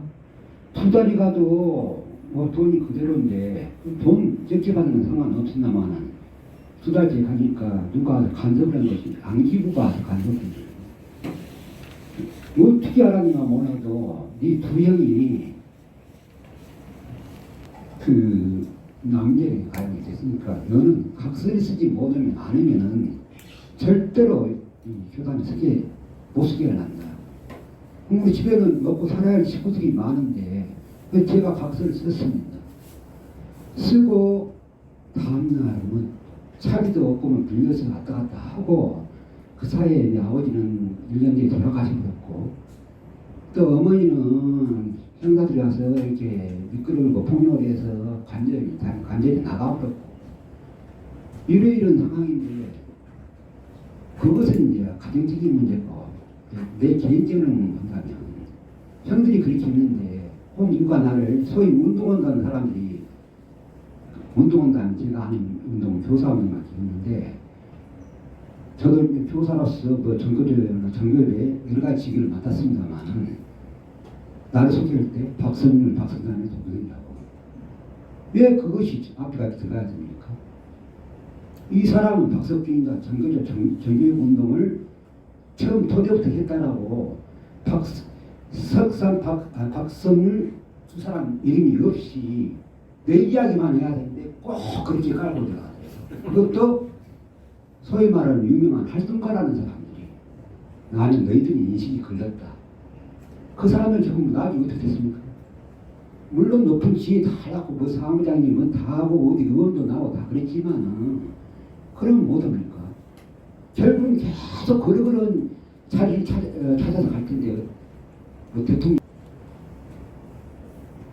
의 자기는 자기가 하더라도 자기가 알고 있는 남 그리고 자기가 좋아하는 사람이 한다면 그 사람에 대해서만 이야기해야지 그 사람이 살아남도록 이야기해야지 왜 남을 나하고 형제간이면 왜 그가 다른 배경이 둘러싸여져 있어야 되냐 제일 제가 안타깝게 생각했어요. 그래서 저는 그런 일이 나올 때는 어떤 자리에 절대 안 갑니다. 그리고 제가 물론 얘들 아까 여기 제자도 왔습니다. 수업 시간에 제 말을 한 번도 한 적이 없습니다. 제가 밖에서는 운동을 해도 정말 말을 수업 시간에 한 적도 없고 나중에 복지관에서 은퇴할 때까지 정규적인 말을 한 적이 없습니다. 학교 교장 교감들이 나한테 뭐라 하냐면 당신같이 정규적 말 안 하고 정규적 운동한다지만 처음 봤다고 말해요. 내가 하고 있는 운동은 내가 몸으로 보여주면 되지 뭔 입으로 떠벌리고 가서 1인 시험은 조용히 1인 시험하면 될 것이지 뭔다고 사진 자취하고 날마다 사진 올렸느냐 그게 운동입니까? 사진 찍히지. 저는 제일 보기 싫은 게 그거예요. 내가 시위를 한 것을 누구보다 찌그러하게 하고 딱 올려놓은 거. 특히 페이스북에 올려놓을 것도 있습니다. 그것은 어찌가 한 번씩만 해야지. 날마다 하는 것이 그것이 사진 찍기 운동인지 이래시입니까? 그거는 운동을 잘못한 운동이라고 봐요. 아무리 중요한 그 사안을 가지고 있는 운동이라 해도 저는 그렇게는 살고 있지 않습니다.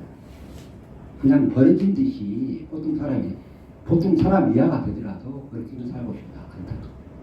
이제 제가 개인적으로 아까 지금 갖게 된 꽃은 가정 때문에 어렵기도 했지만 내 존재적인 정체성이 어쨌든 없어졌다라는 생각이 들 때도 있었던 그런 정도입니다.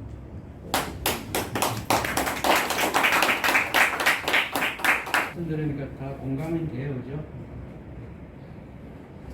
그래도 이제 우리 박성률 선생님 이제 타계하시고 만난 적이 없으니까 이 기회에 소개 좀 한번 해주세요. 자꾸 왜 그런 거 아니, 저는 제가 큰형을 거의 몰라요.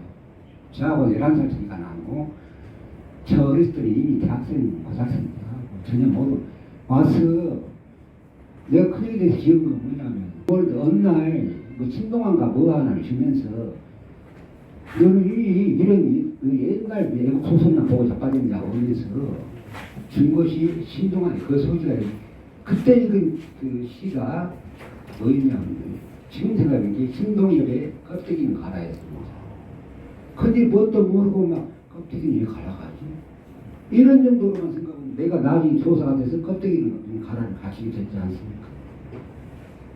이제 저하고 그 형하고 교류는 거의 없었어요. 저를 살리는 거다고 나중에 감옥에 들어가는 거다고 나중에 이제 다시 결혼하거나 그리고 돌아가신 것밖에 저하고는 특별한 많이 만난 얘기 없습니다. 아까 여기 있던 나 바로 위에 형하고는 어릴 때부터 많은 것을 서로 다투고 뭐 다루고 그랬지만 그냥은 내가 그냥 존경해야 할 인물 정도로만 알고 있었지 남들이 뭔 사랑을 갖고 있는지 뭐 알라고 안 했어요. 나중에 터치가 오니까 왜 그랬지 하고 나중에 다 뒤져본 것이지 형이 말아서 운동 음악다 그러는 거 많이 해서 싶습니다.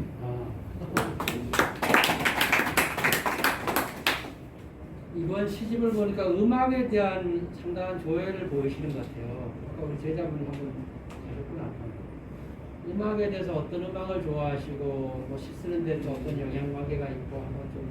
우선 이제 음악을 제가 선택하게 된 이유가 있습니다. 제가 어렸을 때 심장이 안 좋아서 다 죽게 됐을 때 형이 모공운동에서 서울대병원에서 우리나라 최초로 그 수술이 성공해서 살아남았는데 나는 이미 그 문화를 10년을 들었어요. 내가 그렇게 글을 좋아했는데 이제 한번 하나도 흐리니까 더 이상 글을 못 보겠어. 그래서 형이 사준 것이 옛날 카세트, 그 카세트에 이제 테이프까지 끼워서 줬죠. 그것이 제가 음악을 듣게 된 계기 77년 1월달에.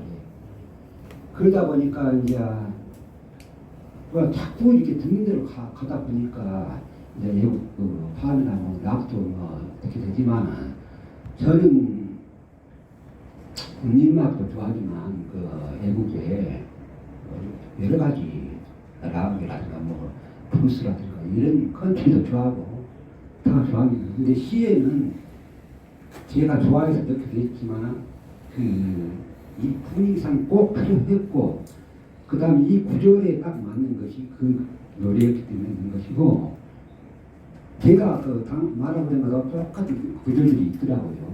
그래서 지금 음악은 사실 굉장히 좋아합니다. 누가 네가 얼마만큼 음악 하냐면 웬만한 이런 음악 편한 사람보다 제가 더 많이 할 거예요. 락은. 그러니까.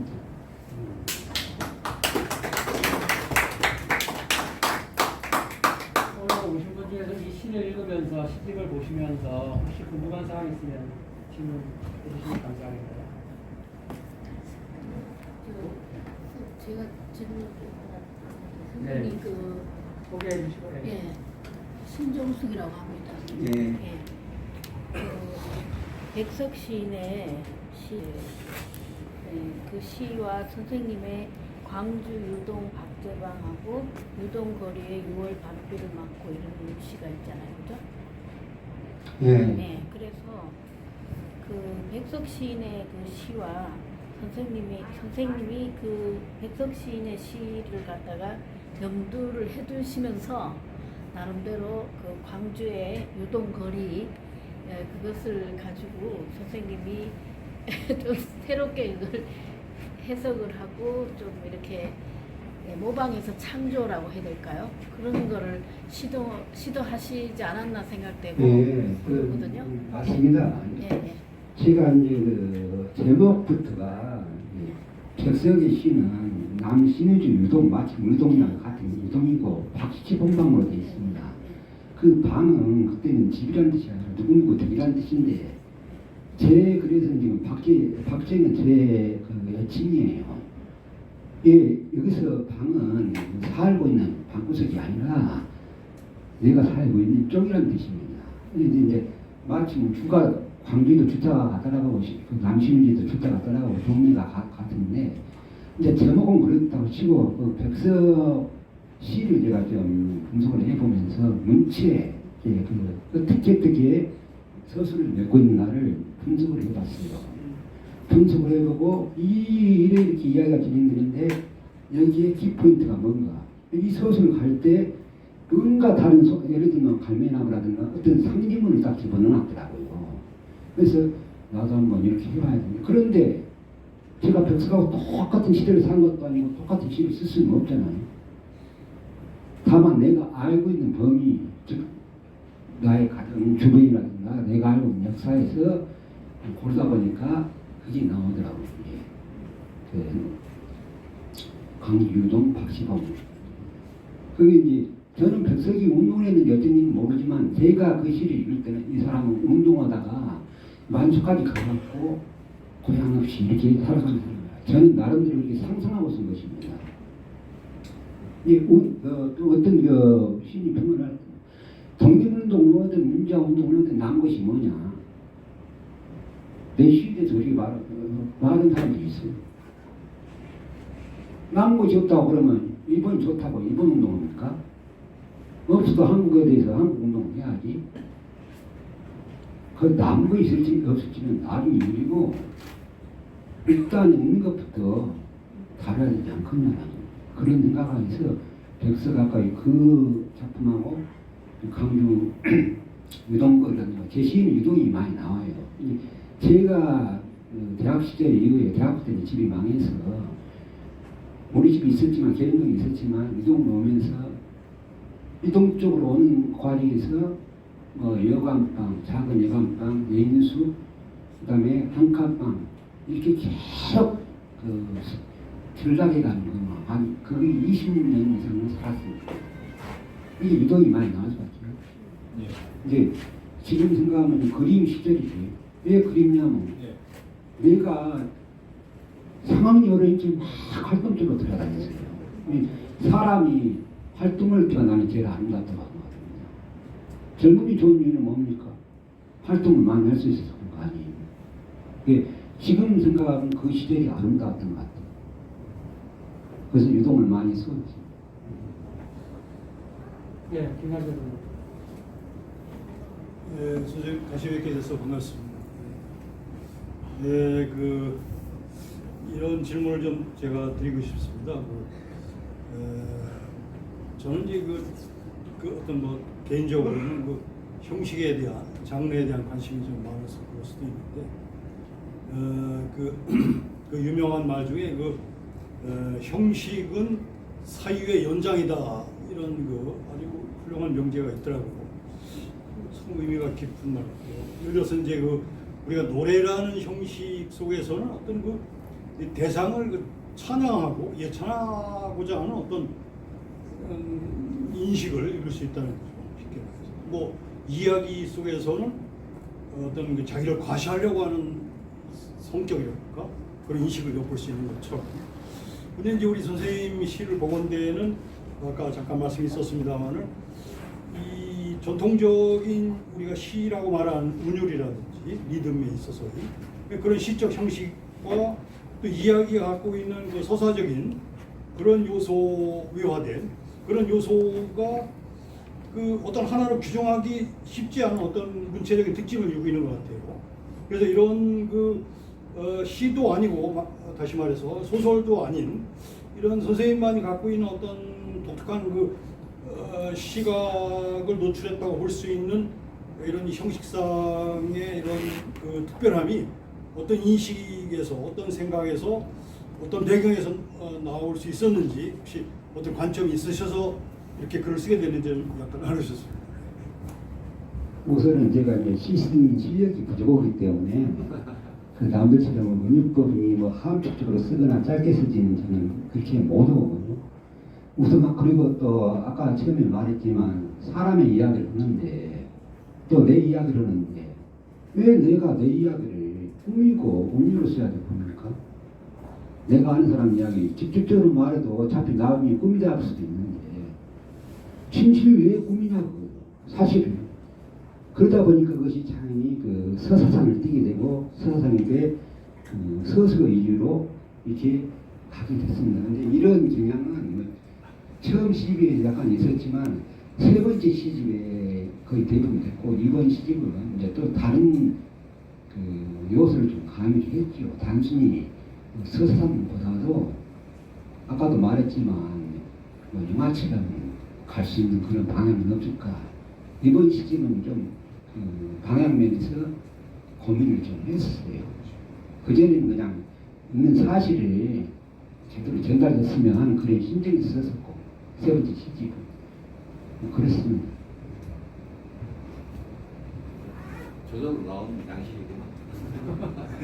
제가 시를 못 쓰니까 랩이고 뭐고 하네요. 던들어 인들어 뿌려놓고 그러니까 그림도 왜 찍었냐면요. 저는 원래 화가가 꿈이었어요.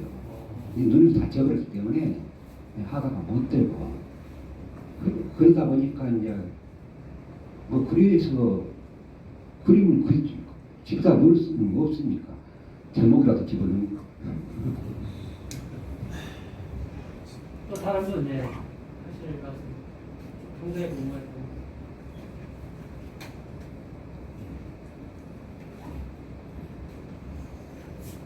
시를 쓸 때 어떻게 메모나 단상을 해놓은 걸 가지고 쓰니까 아니면 1페이지로 했다. 제가 1페이지로 쓴 시는 한두 편밖에 없고요. 제 시는 최소한 3개월입니다. 10년 걸린 시도 있고, 저는 어떤 구절이 딱 생각나면 메모를 해놔요. 그런 거 갖고 막 내지는 않아요. 그 다음에 어느 날 또 생각나면 또 거기다 붙이는 것이 한 작품 하는데 10년 걸린 것도 있고, 보통 3개월 내지 6개월입니다. 태고를 빼고 그냥 그 형태만 안 쓰는데 그런 정도가 되고, 지금 쉽게 여러분들이 좋다고 뭔가 좋다고 하는 목련꽃이라든가 이런 것은 바로 하루에 난 거죠. 왜 그러냐면 내가 그날 그 자리가 있었고 그날 느낀 것이기 때문에 그날 안 쏘면 안 될 것 같아서 그날 바로 쓴 것입니다. 또 가난한 사람들이 있었던 이 시하고 이 두 개는 하루 만에 쓴 것이고 나머지는 3개월 또는 뭐 1년 이렇게 갑니다. 우리 이승직 대장님, 네. 아까 뭐 선생님에 대한 감사 말씀 많이 하셨는데 혹시 뭐 이기에 질문거리가 있으면 좀. 아니, 얼마 전에 만나서 여쭤봤는데요. 잘 못 들었거든요. 그럼 뭘 왜 이 시에 실명을 많이 쓰시는지 아는 사람 만나면 쌈날 것 같은데 그거 한번 여쭤봤거든요, 제가. 예, 우리는 축스타의 이름은 기억을 하죠. 손흥민이가 뭐 내가 왜 그까지 신경 써야 되죠? 난 하나도 못 듣는데. 그럼 나하고 그렇게 친했던 제자 이승직이, 그 이승직이는 내 나라도 써놓으면 안 되냐? 어차피 그거 사람이 들어가 있나? 내가 직접 알고 나하고 직접 경험했던 사람 이름이 들어가야지. 그놈의 이름 딱 가려봐요. 그러려면 쓸 필요가 없지. 사실을 내가 가려는 것인데. 실제로 일어난 사실에 실제로 일어나는 실제 관계인 사람의 이름이 들어가야 되지. 그 사건 따로 이름 따로 하면 그 이름 쓸 필요가 없이 그냥 근원이라고 하면 됩니다. 근데 근원이라고 할 필요 없어요. 그러면 서술로만 딱 써놓으면 되죠. 그는 이름 빼우려면 서술만 있으면 시가 되니까. 제가 일부러 이름을 넣은 이유는 이렇게 살아간 인생도 있다는 거. 뭐 어린이도 있고 어른도 있고 여자도 있고 남자도 있고 그래서 이런 이름들이 다 우리가 알고 있는 정말 소위 말하면 서민의 이름입니다. 뭐 걱정이니 뭐 설이니 그런 것만 이름이 아니라 여기 나온 이승기도 이름 아닙니까? 그래서 이름 쓰면 그래서 제가 신명을 쓴 것입니다. 자, 어느덧 시간이 지금 6시 40분이 다 돼갑니다. 선생님 좀 하나만 더 드려요. 아까 좀 제가 같이 질문 드릴 때 하나 더 여쭤보고 싶은 게 있었거든요. 네, 선생님 좀 죄송하지만 하나만 더 여쭤볼게요. 선생님께서 그 시집 제목을 그 의지와 표상으로서의 세계 인리라고 하셨잖아요. 그래서 이게 의지와 표상이라는 게 이제 우리가 의지라는 건 갈망, 갈망이고 그다음에 표상이라는 것은 하나 이미지나 이런 거잖아요. 근데 이게 아마 선생님께서 쇼펜하우어의 철학적인 사유 이런 데 좀 영향을 갖고 하신 것 같은데 그러면 우리가 시에서 이미지라는 것과 선생님은 주로 그 시에서 동사를 많이 쓰시잖아요. 그러니까 이미지는 조금 우리가 어떤 형상화, 사유, 그러니까 사유를 어떤 그 형상화한다거나 그렇게 해서 이미지를 이렇게 시에서 만든다고 치면 근데 이제 동사적인 부분은 그럼 선생님께서 말씀하신 그 활동 사진, 즉 무비즘 이것과 연결되는 건가 하는 거 하고요.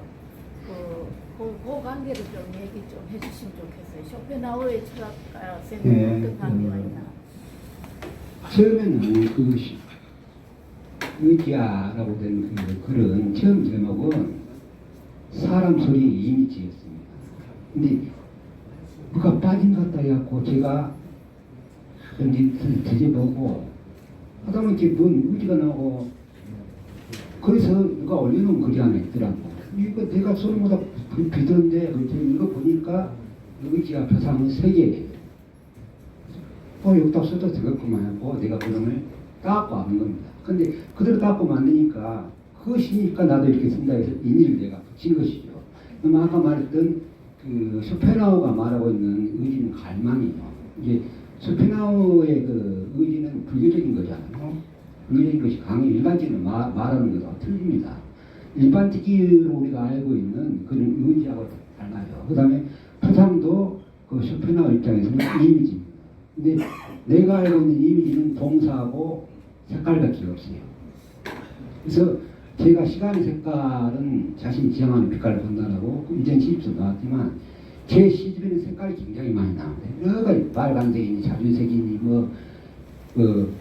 진갈색이니 초록색이니 여러 가지 색깔이 나오는데 제가 그냥 사람이 서 있다는 것보다도 빨간 옷을 입고 있는 사람이 서 있다. 그 제 시집 보면은 옷과 시간과 시력이라는 시간이 있습니다. 내가 빨간색 때문에 이렇게 따라간 것입니다. 그러면 그 두 번째 나오는 시간과 시력, 시간은 뭡니까? 여기 시간은 그것이 아니요. 그때 어려움이라는 것입니다. 당시의 갓난. 이 두 가지 의미를 갖고 있어요. 근데 내가 지금 짐을 들고 가기가 너무 피곤한 더운 날입니다. 어디 가서 쉬고 싶은데, 근데 그 쉬고 싶은 그 조건을 만들어준 것이 여자가 빨간 옷을 입고 있는 여자가 나왔습니다. 그러고 가지 않습니까? 그래서 나는 현상의 기본 이미지는 소리하고 색깔이다. 그 다음에 그 몸짓한 것은 전부 스스로가 준다는 것입니다. 스스로도 움직이는 스스로. 그냥 난 집에 간다 하고 나는 집을 지어가고 있다는 것하고는 이미지가 확연히 틀리잖아요. 지어가고 있는 것은 지어가는 몸짓을 생각하지만 간다면 오른쪽으로 왼쪽까지 날아가니 모르잖아요. 이게 저는 뛰어간다, 물려 들어온다, 흩뿌려진다, 흔들거린다 해서 움직이는 동사를 많이 썼어요. 일부러 그것은 내가 쓴 거예요.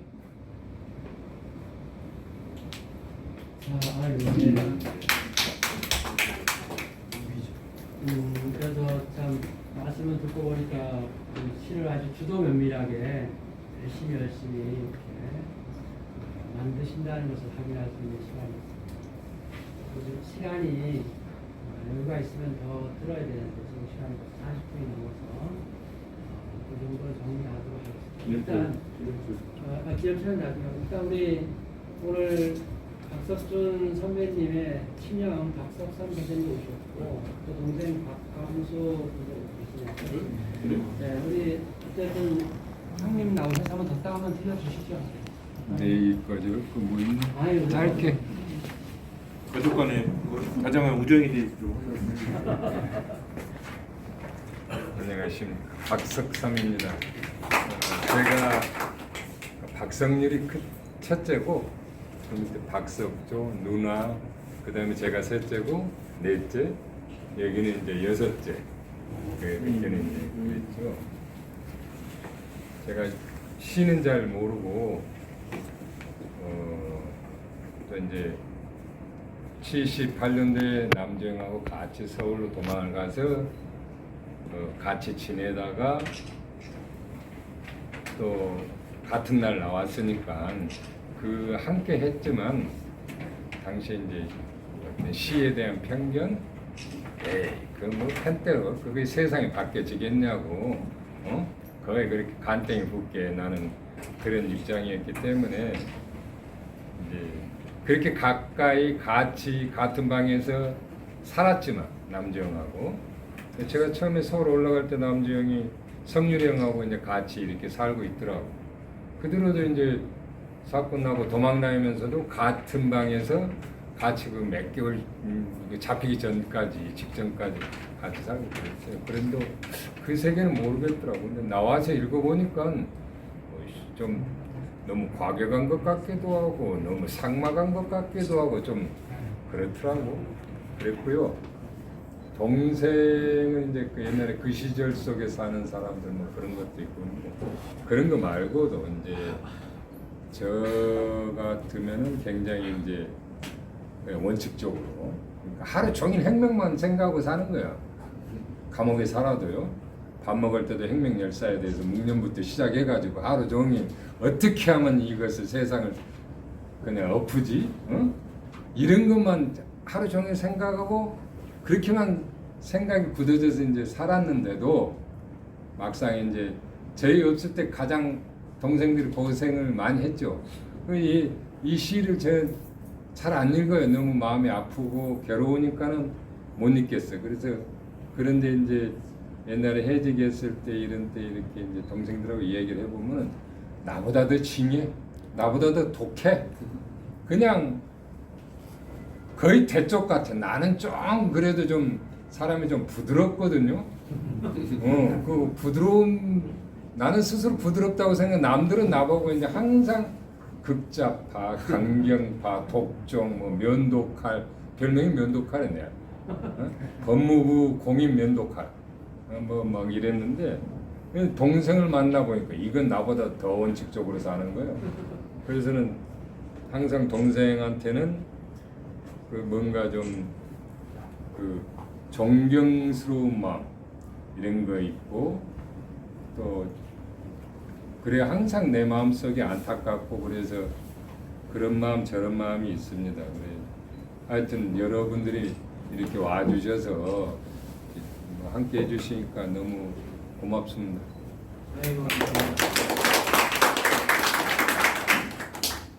박석찬 선배님 늘 건강하시기를 응원합니다.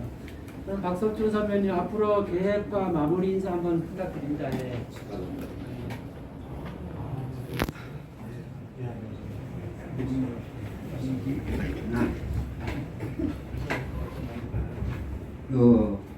제가 쓰는 네 번의 시에서 거의 다 윤곽은 다 냈습니다.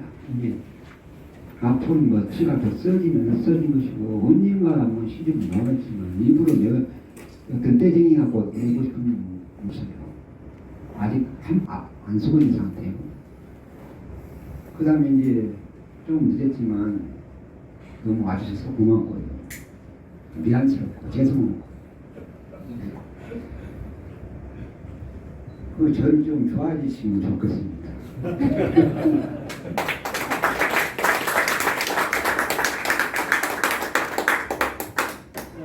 오늘의 2023년 7월 15일입니다. 제가 책 담화할 때마다 늘 말씀드리는데 7월 15일이 우리에게 작지만 큰 역사이기도 합니다. 역사는 우리 스스로 만들어가는 것이니까 오늘 우리에게 2023년 7월 15일이 역사가 되는 날로 기억되기를 희망합니다.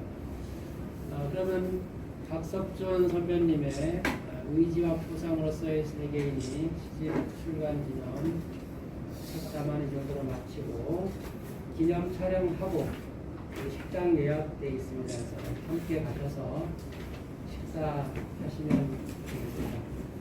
큰 박수 치고 마치겠습니다. 네.